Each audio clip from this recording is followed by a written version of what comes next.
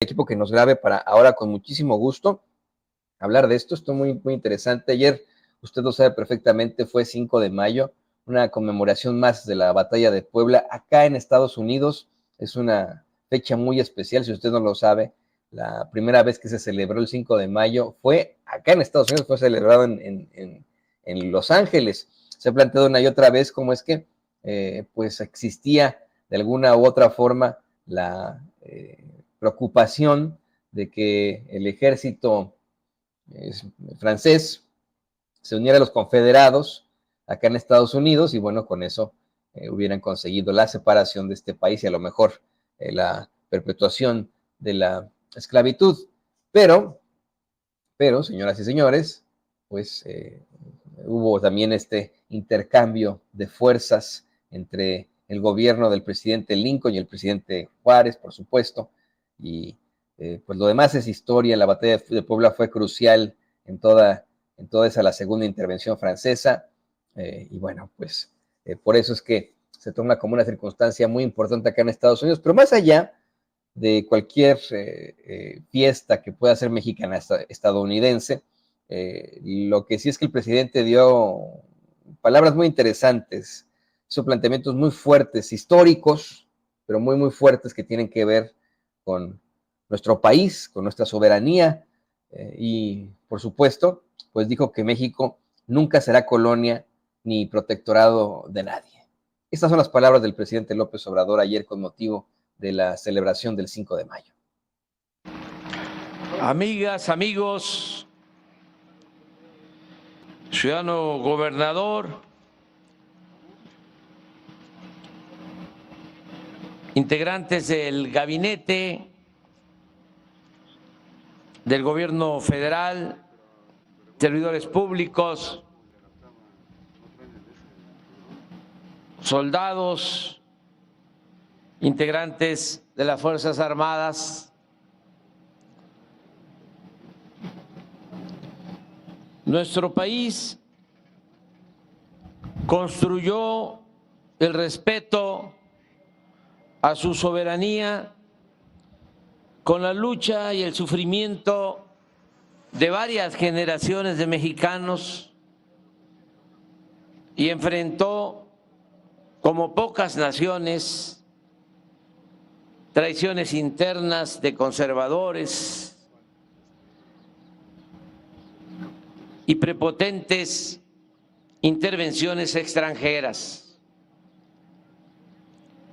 Antes de la heroica batalla de Puebla del 5 de mayo de 1862, que hoy conmemoramos, nuestro actual territorio ya había sido invadido y colonizado durante 300 años por la monarquía española. La independencia nacional hubo de enfrentar y derrotar varios intentos de reconquista,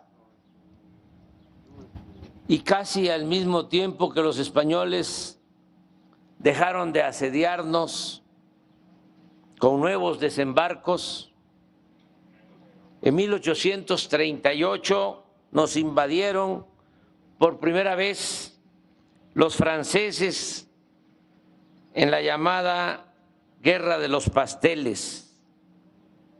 Se le dio ese nombre porque el gobierno reclamante sumaba a una deuda supuesta de 600,000 pesos,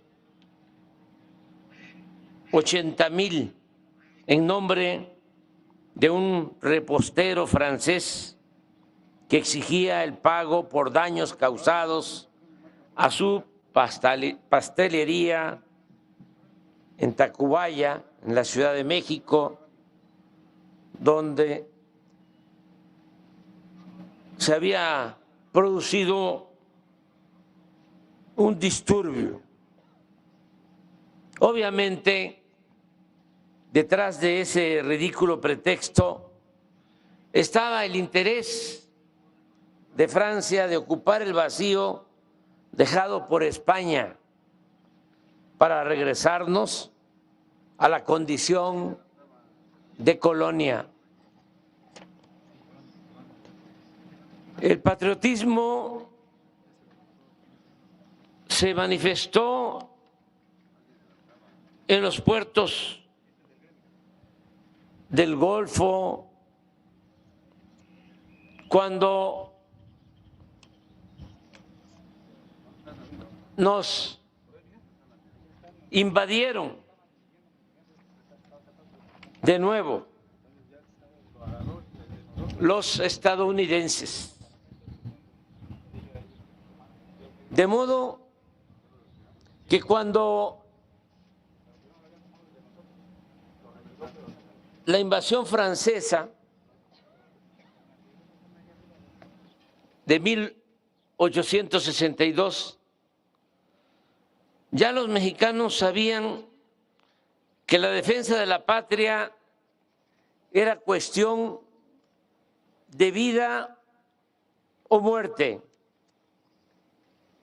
Esto explica en buena medida el por qué en la batalla de Puebla no solo lucharan militares dirigidos por el general Ignacio Zaragoza, sino también gente del pueblo, campesinos, indígenas, que fueron decisivos para escribir el célebre telegrama: las armas del Supremo Gobierno se han cubierto de gloria.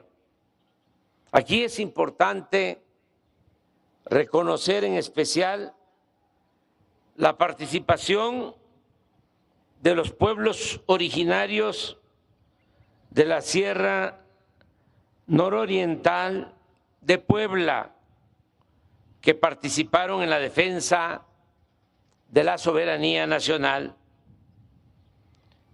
Como sabemos, esta batalla y la defensa posterior de Puebla, el sitio de Puebla, así como otros actos de heroísmo, le permitieron al presidente Juárez ganar tiempo, organizar la resistencia y emprender su peregrinar hacia el norte. Es también conocido que el presidente Juárez contó con el apoyo del presidente Lincoln. Además, el gobierno de Estados Unidos se abstuvo de reconocer a Maximiliano y ejerció presiones diplomáticas para que Francia pusiera fin a su aventura. Aunque la ayuda estadounidense estaba determinada por sus intereses en América Latina, ya se había definido la llamada doctrina Monroe, según la cual América para los americanos. No hay duda, a pesar de eso, de que su comportamiento contribuyó a mantener viva la resistencia republicana. Prueba de ello es que Juárez pudo utilizar la zona fronteriza como centro de operaciones de su gobierno. Estuvo en el estado de Chihuahua 2 años y 1 año en lo que se conocía en ese entonces como Paso del Norte, hoy Ciudad Juárez. Por otro lado, el imperio no fue lo que inicialmente imaginaron los reaccionarios del país y el propio Napoleón III. El emperador Maximiliano resultó más liberal de lo que los conservadores en general y la Iglesia en particular esperaban o querían.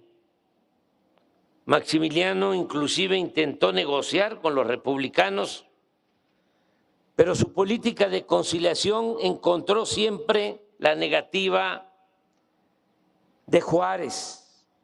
Es más, el archiduque mantuvo la misma estrategia de los liberales con respecto a los bienes del clero, con el propósito de atraer aliados, decretó el 26 de febrero de 1865 el reconocimiento de la ley de desamortización de los bienes eclesiásticos y la ley de nacionalización. Pero en realidad, Maximiliano, por invasor y extranjero, jamás contó con el apoyo del pueblo de México. El otro problema que enfrentó Maximiliano fue la escasez de recursos económicos. Al igual que los anteriores gobiernos mexicanos, los ingresos del imperio no alcanzaban a cubrir los gastos. Ante esta situación, el mismo Napoleón III se había desilusionado y a finales de 1866 ordenó al general Bazaine que evacuara México debido a lo oneroso que ya resultaba al gobierno francés el mantenimiento de las tropas expedicionarias. Adicionalmente, el entorno internacional había cambiado. La guerra civil en Estados Unidos había llegado a su fin. Había triunfado el presidente Lincoln, amigo de México. Y en París cundía una creciente preocupación por la política expansionista de Prusia, la cual derivaría 4 años más tarde en la derrota del Imperio francés y en la unificación de Alemania. El proceso de retirada de las fuerzas invasoras avivó de inmediato al movimiento de resistencia a la intervención. Por todas partes surgían ejércitos republicanos que ocupaban con rapidez las plazas abandonadas por los franceses. Aunque las tropas imperiales se embarcaban en Veracruz para abandonar el suelo mexicano, Maximiliano se aferraba al trono. En esta circunstancia, su esposa Carlota emprendió un infructuoso viaje a Europa en busca de apoyo para el imperio, que cada vez se desintegraba más. Sus gestiones fracasaron y la desesperación la condujo a padecimientos nerviosos que le impidieron volver a México para reencontrarse con su esposo. En esa nueva situación favorable, Juárez inició su marcha hacia el sur y ocupó con relativa facilidad Durango, Zacatecas y San Luis Potosí. En marzo de 1867, el general Bazaine quiso convencer a Maximiliano de que abandonara el territorio nacional. Sin embargo, el emperador volvió a negarse. Esta actitud resultaba imprudente, pues ya para entonces el imperio no contaba con apoyo interno y el externo no pasaba de los buenos deseos. La última y definitiva batalla se libró en Querétaro, donde Mariano Escobedo, al mando de 40,000 hombres, sitió la ciudad por casi 100 días, hasta que las fuerzas del imperio se rindieron. Maximiliano, Miramón y Mejía fueron capturados y sometidos a una corte marcial. A pesar de algunas opiniones en contrario, Juárez no transigió respecto de los resultados del juicio y el 19 de junio de 1867 los prisioneros fueron fusilados en el Cerro de las Campanas. Después del acto solemne de justicia, como lo llamó Justo Sierra, las fuerzas republicanas al mando de Porfirio Díaz tomaron la Ciudad de México y el 15 de julio Juárez llegó a la capital de la República triunfante para pronunciar un célebre discurso con una frase memorable: entre los individuos como entre las naciones, el respeto al derecho ajeno es la paz. Sin embargo, cuando se pensaba que el conservadurismo ya había borrado, ya se había borrado de la faz de nuestra tierra y ya se había alejado para siempre el peligro de las intervenciones extranjeras, nuestro querido país hubo de sufrir todavía la dictadura porfirista y en plena revolución, en 1914, los estadounidenses nos volvieron a invadir. Más tarde costó mucho recuperar nuestro petróleo y otros bienes de la nación que Porfirio Díaz había entregado a extranjeros. Pero el sacrificio de los mexicanos nunca, jamás ha sido en vano. La revolución de 1910, iniciada por Francisco I. Madero, secundada por dirigentes sociales como los hermanos Flores Magón, como Villa, como Zapata, dio como resultado la Constitución más avanzada del mundo en cuanto a justicia social en 1917. Esa Constitución, aún vigente, garantizó el derecho de los campesinos a la tierra, mejores salarios, prestaciones para los trabajadores y otras acciones orientadas a garantizar la justicia social y el dominio de la nación sobre nuestros recursos naturales. El petróleo es de la nación, como otros recursos de nuestro país. Sin embargo, en los últimos tiempos, durante el periodo que nosotros llamamos neoporfirista, se puso en práctica la consigna de Lansing, quien fue secretario de Estado durante el mandato del presidente Wilson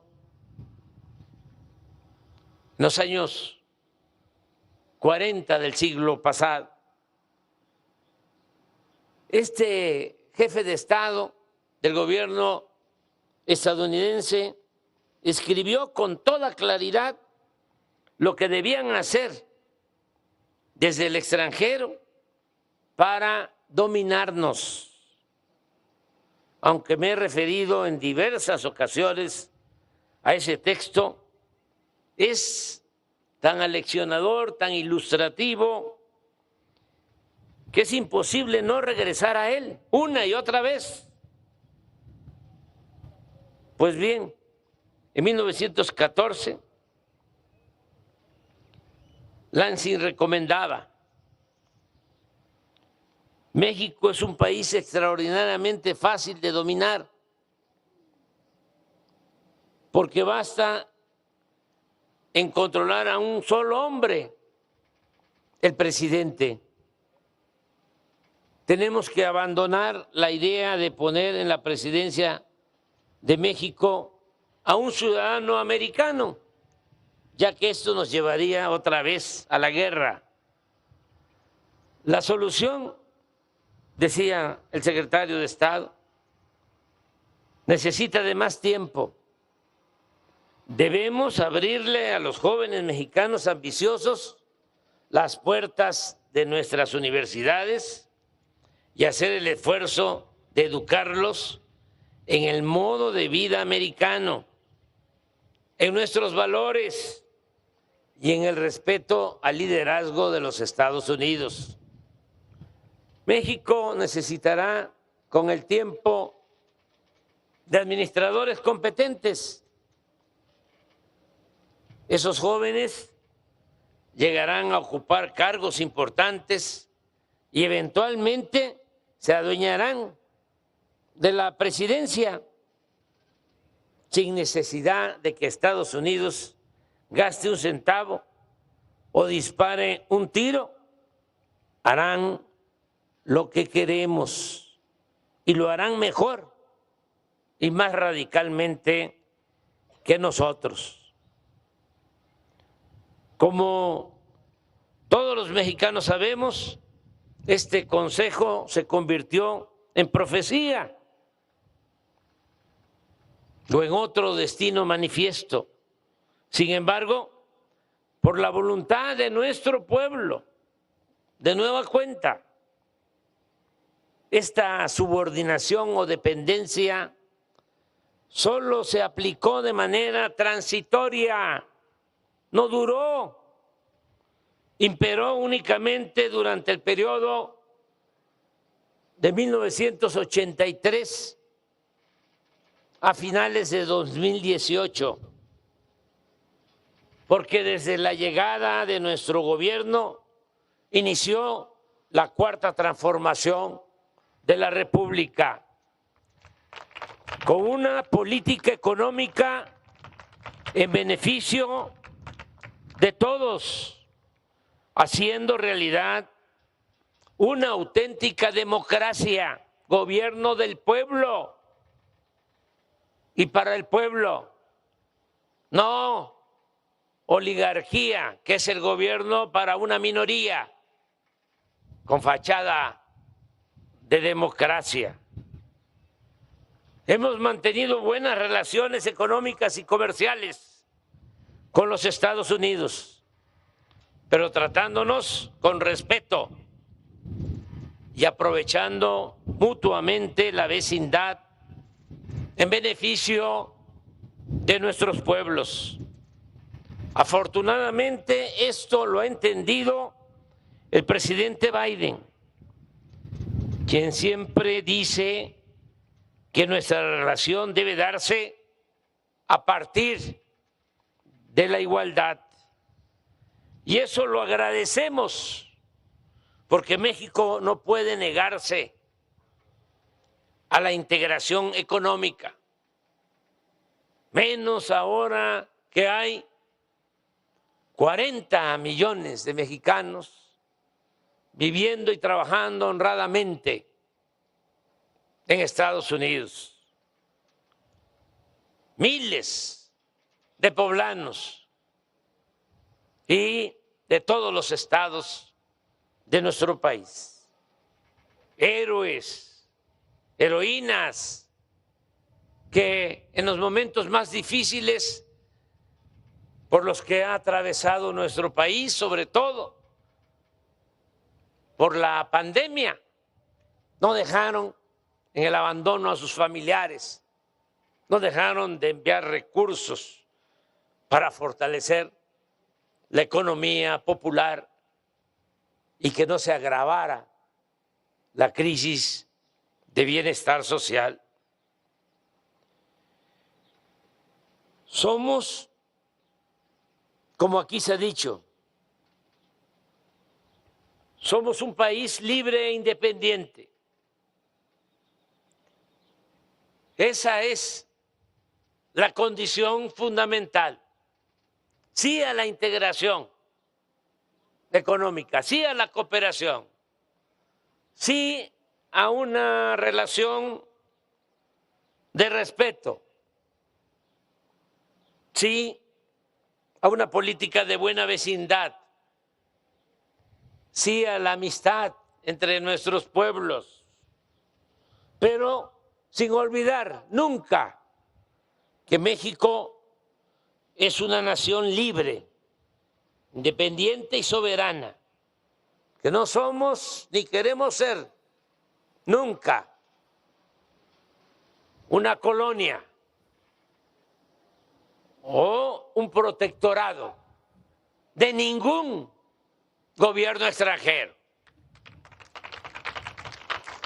Las palabras del presidente Andrés Manuel López Obrador en el 165 aniversario de la batalla de Puebla, le digo, tuvo que ser un planteamiento desde un principio histórico, catedrático, si lo quiere ver usted así, más académico, para que no se tome como que se trata de algún tipo de propaganda política, ahora que está la veda electoral. Y es por eso que el presidente, bueno, pues de alguna otra forma hace este tipo de planteamientos históricos que efectivamente al fin y al cabo llegan con la pues este planteamiento en cuanto a la relación bilateral con los Estados Unidos. México nunca será colonia ni protectorado, dice el presidente López Obrador en Puebla.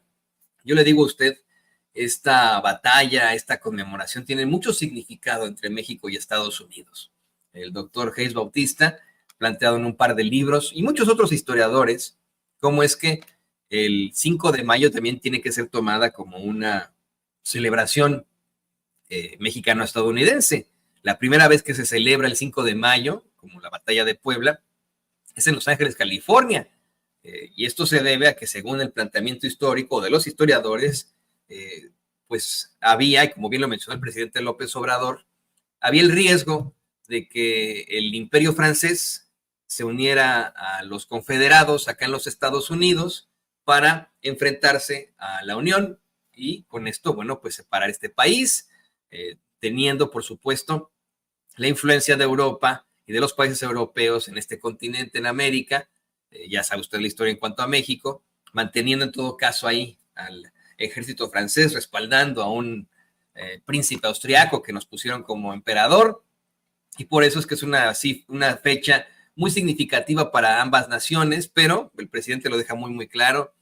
Hemos tenido ya una claridad en cuanto a lo que es la relación entre México y Estados Unidos. Ya no somos de ninguna forma el patio trasero, estamos hablando siempre de una condición de igualdad ahora con lo que ha planteado, eso dice el presidente López Obrador, el presidente Biden. Y esto pues me pone a pensar también en la política de buena vecindad que estableció nada más y nada menos que el expresidente de los Estados Unidos, Franklin Delano Roosevelt, con el que uno de los únicos presidentes que ha respetado de alguna otra forma la política exterior. Pero bueno, ahí están estas palabras y mírenle.